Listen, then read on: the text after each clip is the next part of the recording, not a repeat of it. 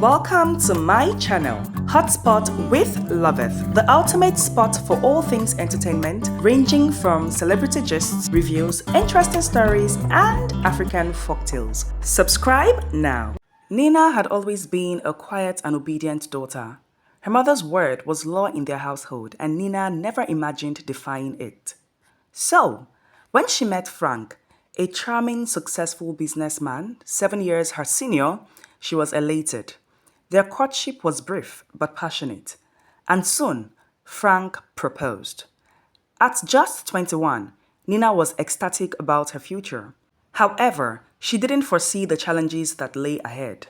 Frank, having lost his father at a young age, was the man of the house. He renovated his father's old house into a modern and comfortable home. He lived there with his mother, Mrs. Thompson, and his two elder sisters, Grace and Evelyn. Frank adored his family and took his role as the sole male protector very seriously. When he brought up the idea of renting an apartment for him and Nina, his mother was quick to dismiss it. "It's a waste of money, Frank," Mrs. Thompson argued. "This house is big enough for all of us. Why spend extra on rent?" Frank, respectful and obedient to his mother's wishes, discussed the matter with Nina. Nina, although reluctant, agreed to consider it. She confided in her mother, hoping for support. Instead, her mother echoed Mrs. Thompson's sentiments, emphasizing the importance of family unity and advising her daughter to avoid unnecessary expenses. Under immense pressure from both her mother and her future mother-in-law, Nina reluctantly agreed to move into the family house upon marriage. Nina's friend, Blessing, was the only one who voiced her concerns. "Nina, I don't think this is a good idea. Living with in-laws can be tricky, especially with you being so young and inexperienced. You need your own space to grow as a couple." Despite Blessing's advice, Nina felt powerless to defy her mother and soon-to-be mother-in-law. The wedding was a grand affair filled with joy and celebration. Nina and Frank's union was celebrated by both families and friends, and Nina felt hopeful about her new life. However, her apprehensions lingered. After the honeymoon, Nina moved into Frank's family home. The initial weeks were filled with excitement and adjustments. Nina was eager to make a good impression and fit into the family dynamics. However, it wasn't long before she started feeling the weight of her new living arrangement. Mrs. Thompson had a commanding presence in the household. She was involved in every aspect of the home, from the kitchen to the garden. Nina, who loved to cook, found herself constantly under scrutiny. Her mother-in-law frequently interrupted her cooking, insisting on her methods and recipes. Her culinary creativity squashed under the weight of traditional family recipes. "Nina, you're cutting the vegetables all wrong," Mrs. Thompson would say. "This is how it's done in this house." Nina's attempts to please her mother-in-law were met with criticism and unsolicited advice. Her sisters-in-law, Grace and Evelyn, were no better. They were fiercely protective of their brother and often made Nina feel like an outsider.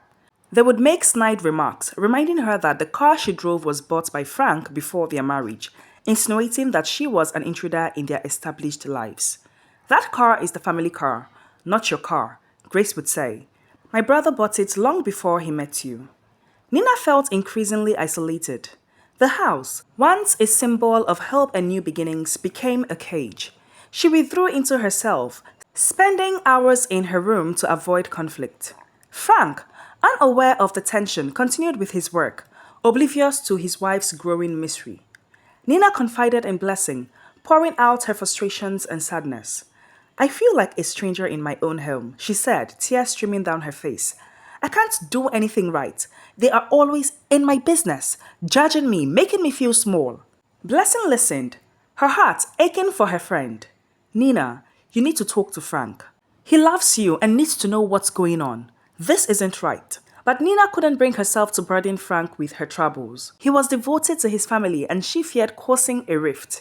Instead, she tried to endure, hoping things would improve over time.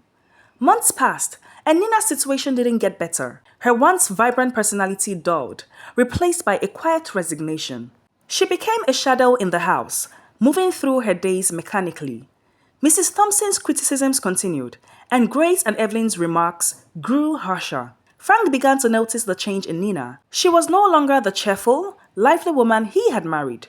She seemed withdrawn, her smiles rare and forced. He tried to talk to her, but Nina, fearing confrontation, brushed off his concerns. I'm just adjusting, she would say, forcing a smile. It's a big change living with a new family. Frank wasn't convinced, but he didn't press further.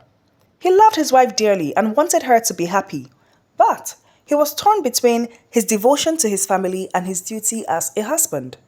One evening, as Nina was preparing dinner, Mrs. Thompson walked into the kitchen and started her usual critique. Nina, already exhausted and emotionally drained, felt a surge of frustration.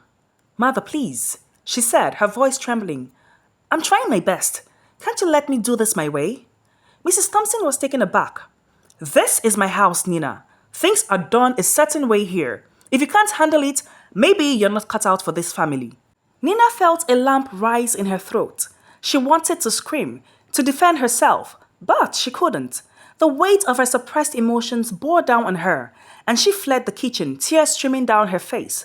She locked herself in her room, sobbing uncontrollably.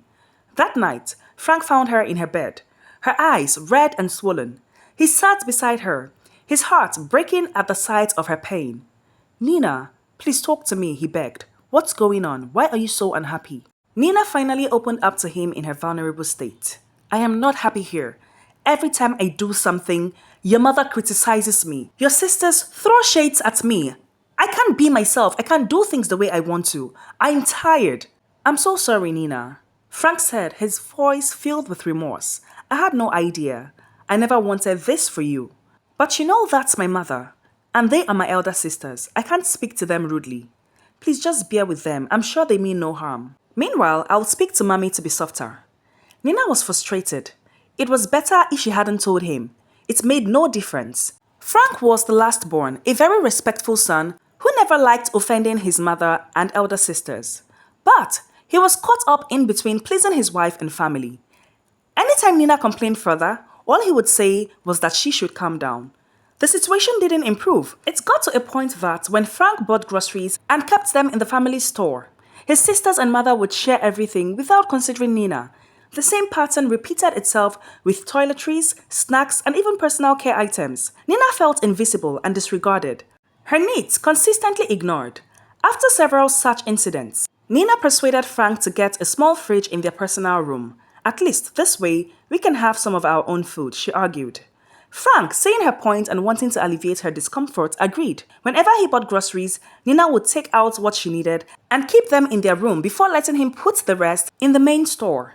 Mrs. Thompson's constant complaints about Nina's cooking pushed her to the breaking point. Tired of relentless critiques, Nina stopped cooking altogether and left it to Frank's mother and sisters. Whenever they cooked, they would dish out portions for Nina and Frank, maintaining a semblance of a family meal while deepening Nina's sense of alienation. One evening, Frank found himself short on cash and borrowed some money from Nina. Weeks later, he made a series of massive sales and returned home with a substantial amount of money. He sat in the living room, counting the bills, with his mother, Mrs. Thompson, seated by his side. As Nina walked in and saw the scene, she told him, "Babe, please don't forget to bring out mine." Mrs. Thompson, unaware that Frank had borrowed money from Nina, chastised her immediately. "You can never use your eyes to see money and pass, can you?" She snapped. Nina felt a surge of anger.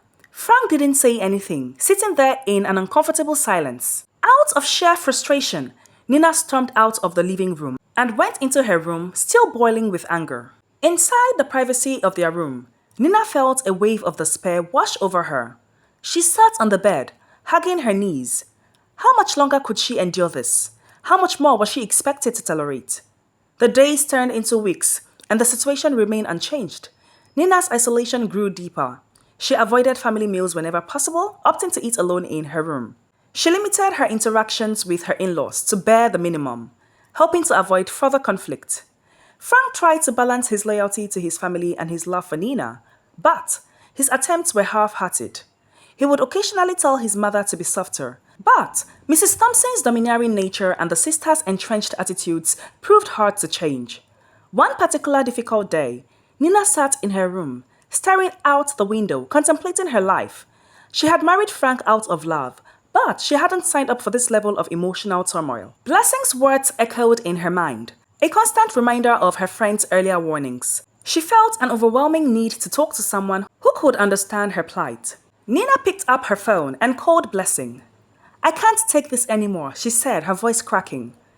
Every day feels like a battle and I'm losing myself. Blessing's heart ached for her friend. Nina, you really need to stand up for yourself. You have every right to be happy in your own home. Talk to Frank again. Make him understand that this is tearing you apart. If he loves you, he will take your side. That evening, Nina waited for Frank to return home from work. She was determined to make him see how dire the situation had become. As soon as he walked through the door, she asked him to sit down. Frank, we need to talk, she said, her voice firm but calm. I can't keep living like this. I feel like a stranger in your family's home. I've tried to bear with it, but it's too much. Your mother and sisters treat me like I don't belong here, and it's breaking me. Frank looked at her, concern etched on his face. Nina, I know it's been hard. I've tried to talk to them, but you know how they are. They don't mean to hurt you. But they are hurting me, Nina replied, her voice rising with emotion. I need you to take a stand for us, for our marriage. We need our own space, Frank. We can't keep living like this. Frank sighed, feeling the weight of the situation. He knew Nina was right, but he also knew the upheaval it would cause in his family. Let me think about it, Nina. I need to find a way to make this work without causing too much trouble. Days turned into weeks, and the tension in the house remained palpable. Nina felt increasingly desperate. Her interactions with Mrs. Thompson and sisters became even more strained. Every little comment felt like a dagger. Every interaction a reminder of her outsider status. One evening, after a particularly harsh comment from Grace about how she didn't contribute enough to the household, Nina felt something snap inside her. She marched into her room, grabbed her suitcase, and started packing her clothes. Frank walked in alarmed. Nina, what are you doing? Frank asked, his voice tinged with panic.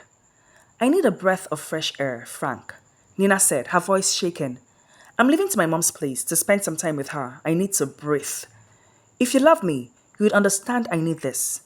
Besides, you're traveling and we'll be away for a month. I can't stay here alone. Maybe when you return, I'll come back. Frank stood there, stunned. He had never seen Nina so resolute. Nina, please don't go. Let's talk about this. There's nothing more to talk about, Nina replied, zipping up her suitcase. I need time away from here. Maybe then you would see how serious this is. Okay, when I return from my trip, we will talk about this, Frank said, conceding defeat for the moment. Nina left the house, her heart pounding with a mixture of fear and relief. She had taken a stand for herself, and now she needed the space to figure out her next steps. When she arrived at her mother's house, suitcase in her hand, her mother looked at her with concern. Nina, what's going on here? Why are you here with a suitcase? Her mother asked. I just need time to be with you, Mom. Frank is traveling and I miss you. I thought it would be nice to spend some time here while he's away. Nina explained, avoiding deeper issues for now. Her mother accepted this explanation, happy to have her daughter home. The familiar surroundings and her mother's comforting presence provided Nina with a much-needed sense of security.